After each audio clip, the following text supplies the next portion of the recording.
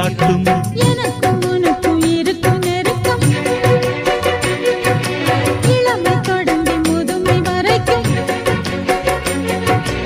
இரவும் பகலும் உறவை வளர்க்கும் இடையில் இருக்கும் தடையை தகர்க்கும்.